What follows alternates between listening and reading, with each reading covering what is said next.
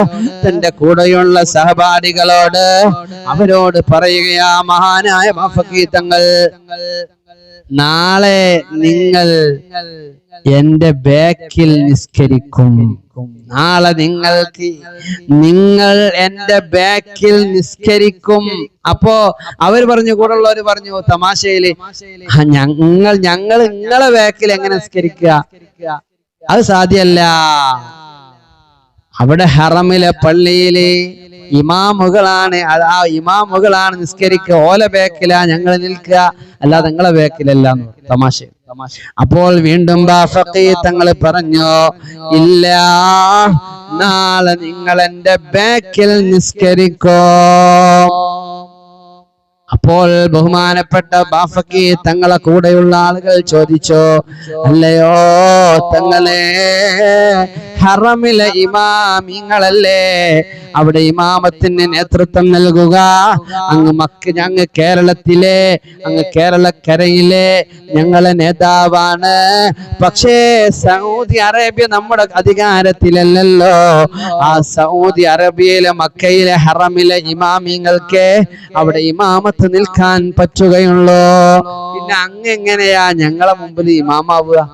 ഞങ്ങള് ബാക്ക് നിൽക്കാൻ ഇല്ല, ഞങ്ങള് ഹറമിന്റെ ഇമാമിനല്ലേ തുടരുക.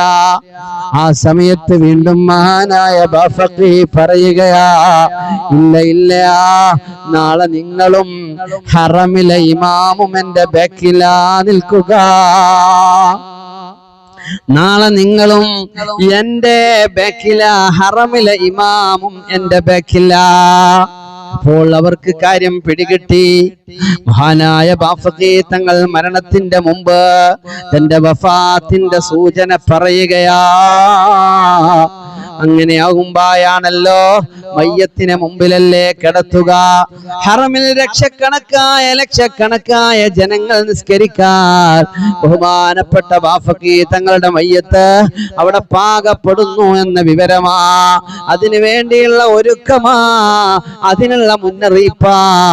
മരണം കാലേ കൂട്ടി പ്രവചിച്ച, മരണം മുൻകൂട്ടി പ്രവചിച്ച് ലോകത്തോട് വിട പറഞ്ഞ മഹാനാ സയ്യിദ് അബ്ദുറഹിമാൻ ബാഫഖി.